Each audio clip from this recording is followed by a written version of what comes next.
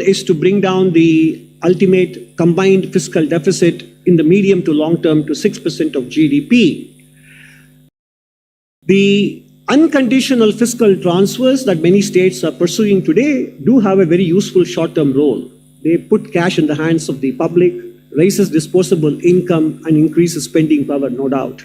However, sustaining growth will require a careful reprioritization so that short-term income support doesn't erode the very investments on which inclusive medium-term prosperity ultimately rests. This is a quote directly from the chapter.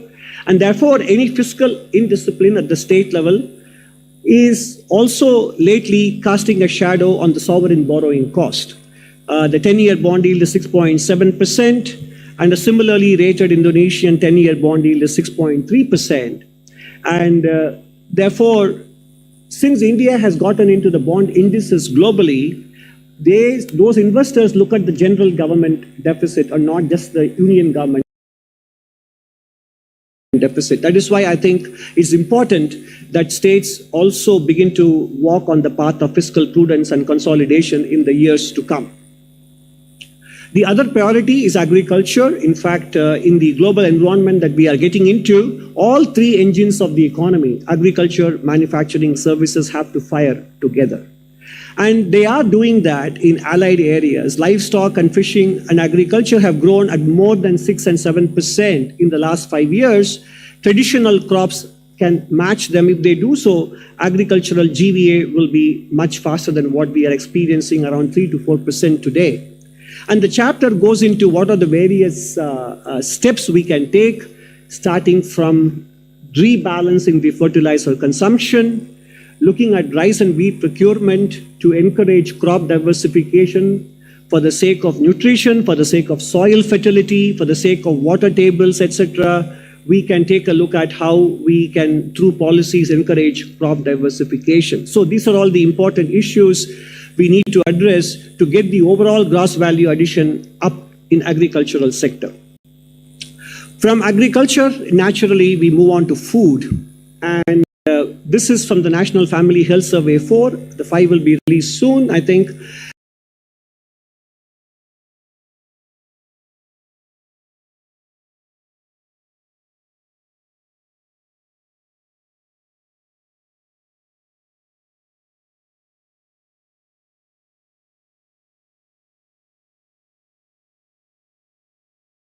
But the important thing is, Indian obesity is a major issue for reaping the demographic dividend. Physical health, mental health, emotional health, all three factors are necessary apart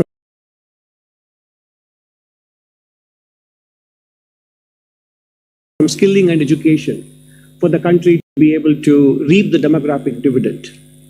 So this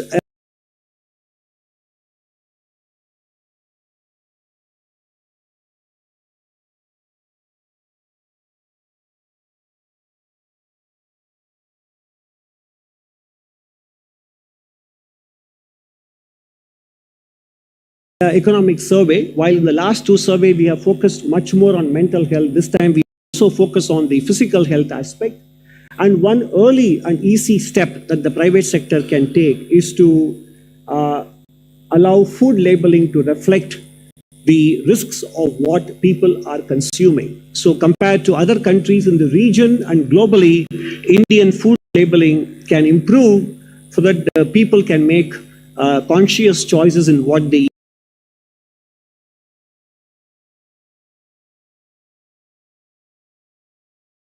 eat, etc. And therefore, obesity is an important factor, and it will not be addressed only by government efforts. It requires citizens' consciousness and private sector cooperation as well. So when I spoke about the data cost being the lowest in the world, I said it's a mixed blessing, and here it is why.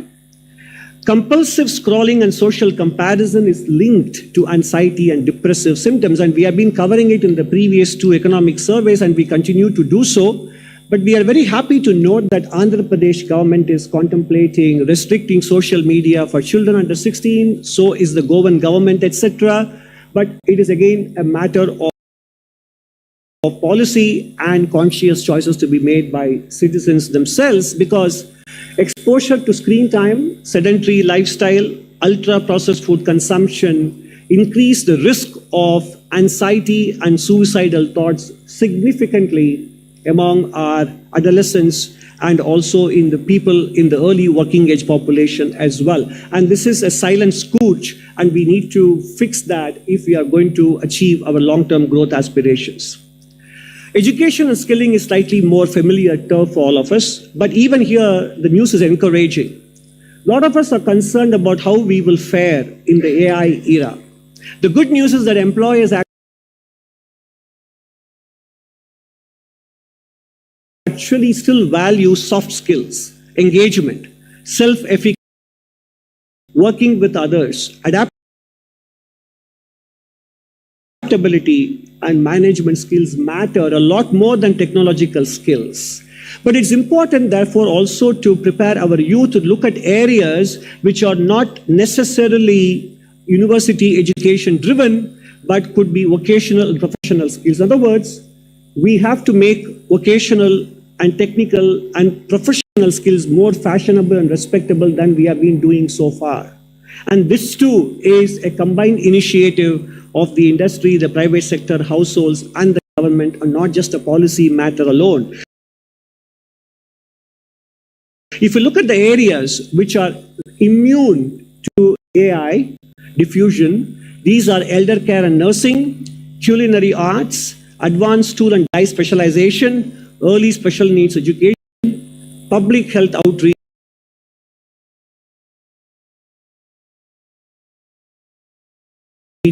environmental restoration. All of them can be pursued in areas because we have shortage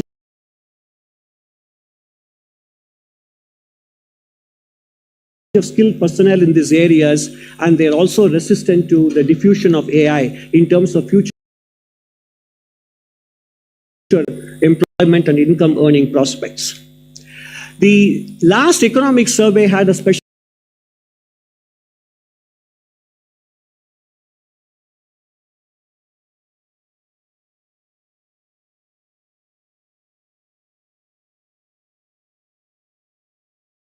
chapter on AI, and this survey continues that.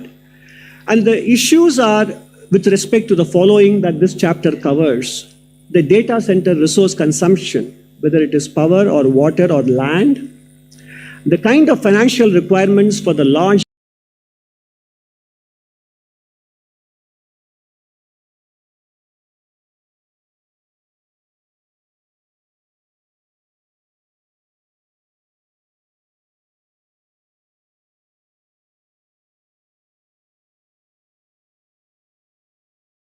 language models in the current ecosystem in the Western world, and data localization for domestic value creation. Of course, the macro question of mitigating the labor market impact, mitigating geopolitical constraints to hardware access, including chips, and importantly, from a geopolitical security and dependability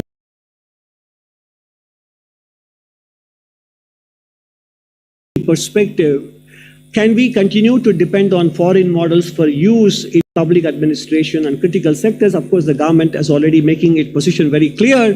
We are going to be looking at developing local models which are underway actually, and some of it may be rolled out in the course of the AI summit next month. But these are the various trade-offs that this chapter 14 tackles. Now,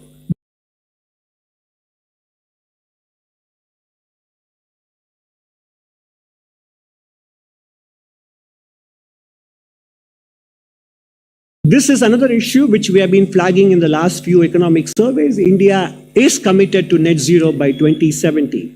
And India is one of the better performing countries in terms of installation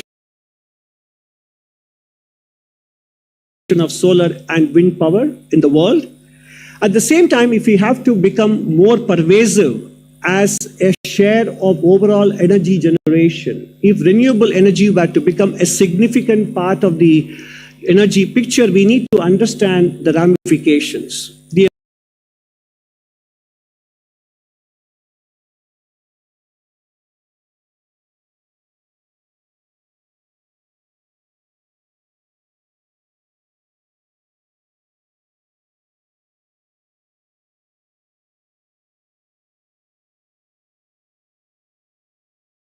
amount of material required and the energy required to therefore generate renewable energy should not be underestimated.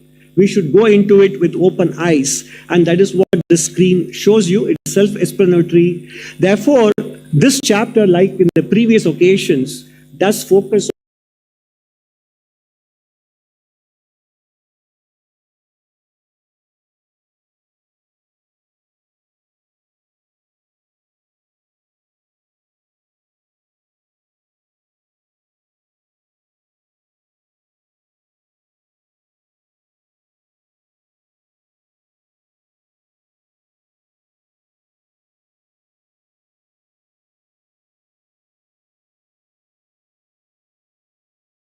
on adaptation, demand management, and therefore, and also this time we are happy to share with you in chapter 10 the kind of environmental regulations that have been liberalized and made easier in terms of compliance, etc., compared to the past. And that is a very positive story that is also captured in chapter 10.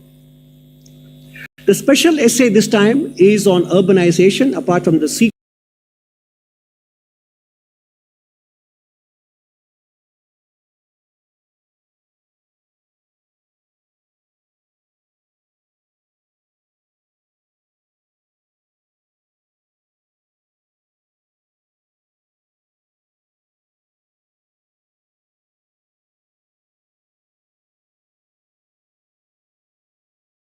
equal to AI.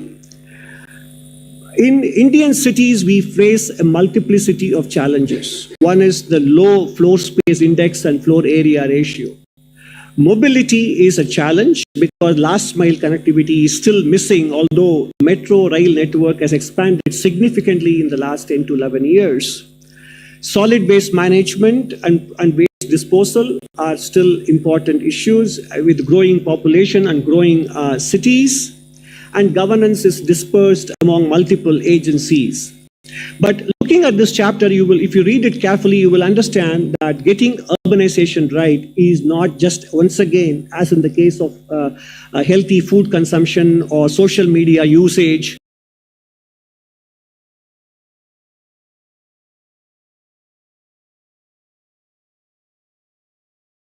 is not just a matter of getting policy right. Citizens have an important role to play.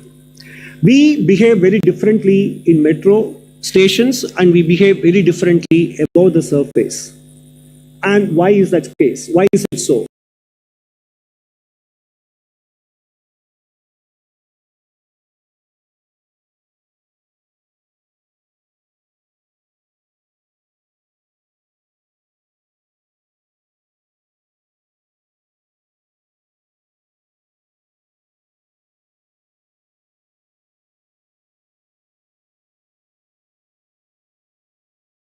Our behavior in the metro is absolutely impeccable, but not so above the ground.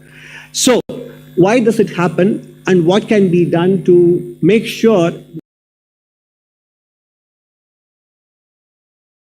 that there is no difference in the way citizens respond to metro rail as well as public transportation or road discipline? How is it possible, and what kind of behavioral dynamics are at work here, and how can the state facilitate and nudge the citizens to do so?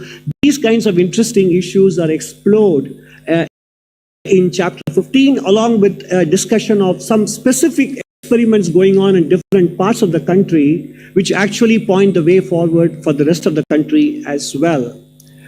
Now, moving on to part 3, I would like to compliment Business Standard for this wonderful line, which I use. India's growth story sits at the intersection of global headwinds and domestic potential. Exactly, well captured. So far, we have seen the domestic potential and priorities. We are going to now see the global headwinds. What is unfolding in the world today and why?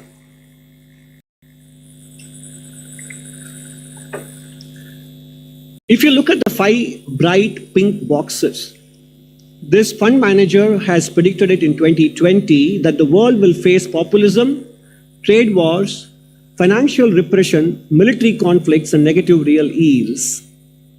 And he doesn't trace this to specific personalities, he traces it to the kind of policies we adopted since the global financial crisis, and the quantitative easing and ultra-low interest rate policy that was set in motion in 2008.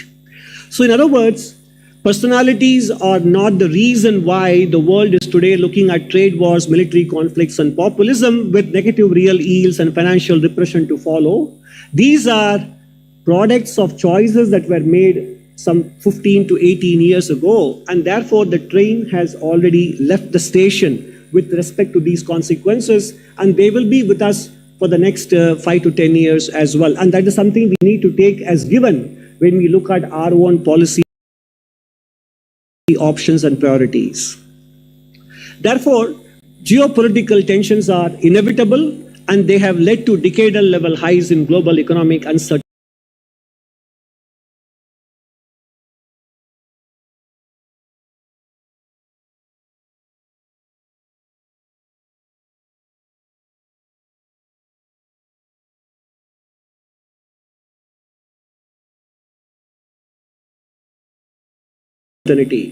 The uncertainty index reached historic highs when the reciprocal tariffs were announced, but still they are much higher compared to where they were at the turn of the millennium. And reflecting that is the price of gold, which goes up by more than $100 to $200 per ounce every day. So in other words, gold is not only responding to global uncertainty, but also the question marks arising with respect to the store of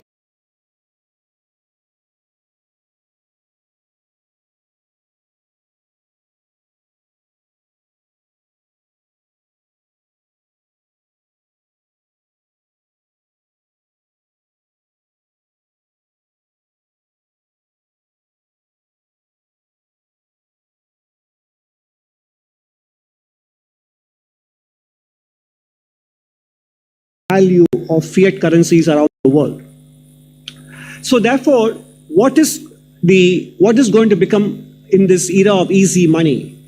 The problem is this era of easy money, which was there from 2008 onwards, which also resulted in high inflation in 2022 and 23,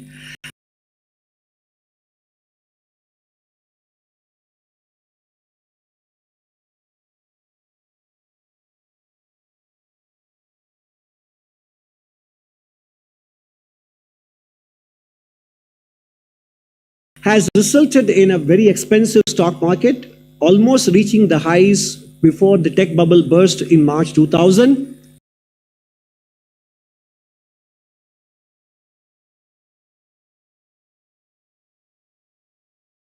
Concentration risk even more than what we saw earlier in terms of few companies having a very high market cap, and financing of the global financial capital coming from non-banking sources rather than from banking sources which are better regulated.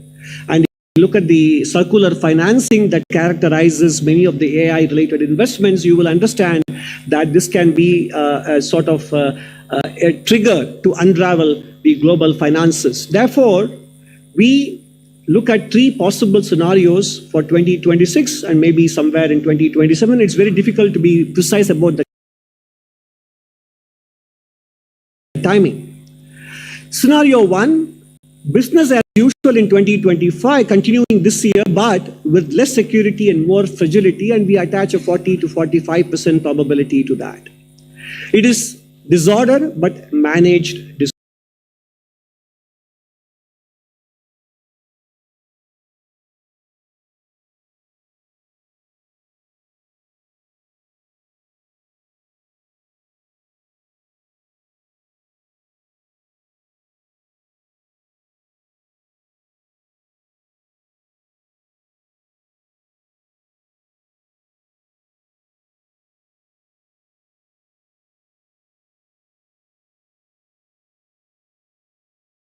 Disorder. Scenario two is a worse version of scenario one, and that will result in sharper trade-off for emerging economies, including India, between autonomy, growth, and stability, and supply chains will become even more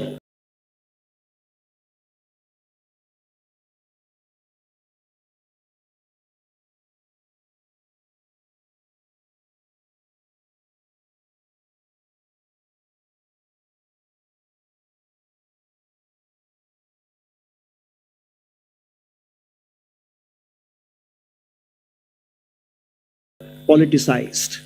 Scenario 3 is the worst of them. It's a systemic shock cascade. Leverage AI infrastructure, which we spoke about earlier, will expose fragile business models. Financial, technological, and geopolitical shocks amplify each other and feed into each other. And this low probability but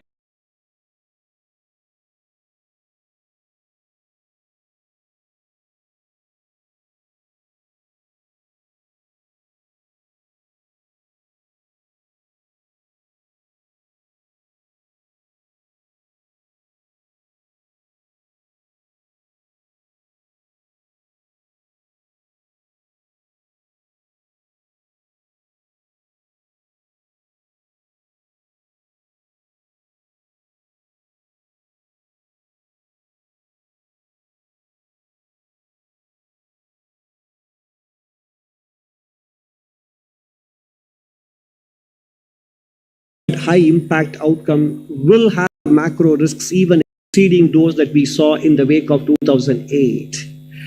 This is the kind of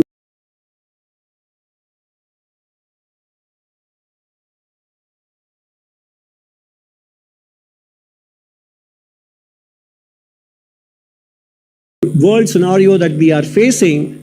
Therefore, given this world scenario, but given our stellar domestic growth performance and prospects and priorities, how do we therefore prepare ourselves to drive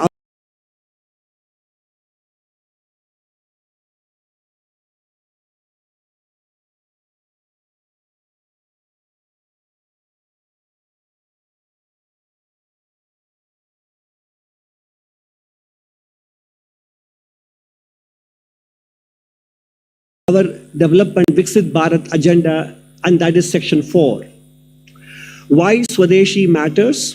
Because the nature of the global system has changed. Trade is no longer reciprocal. Markets are no longer neutral, and supply chains have become instruments of state power, and we have seen them in several examples across the world.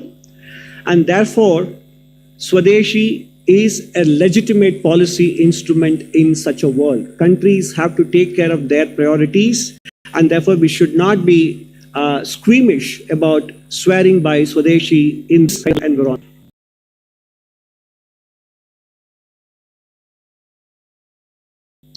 The conundrums, however, emerging markets face is this.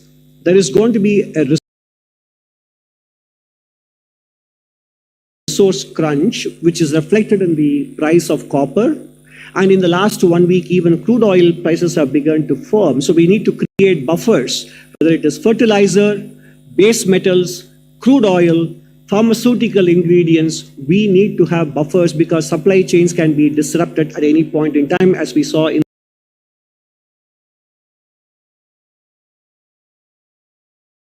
the 3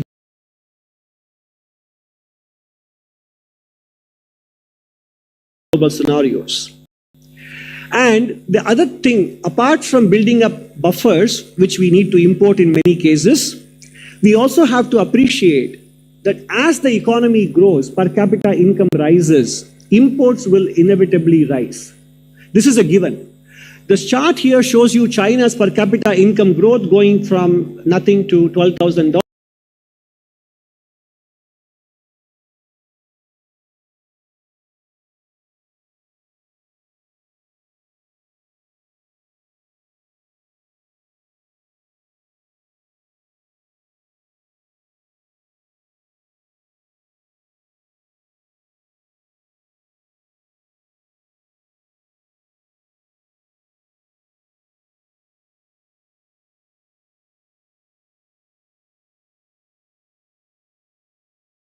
In the last 50 years or so, simultaneously imports have grown. We look at China as a major exporting power, that is true, but it also imports a lot, 3.3 trillion, including services.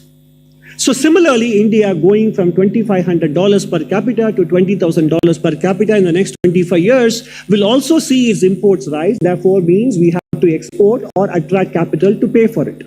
That's also inevitable. No matter how successful we are with indigenization, this is something that economic history tells us is inevitable.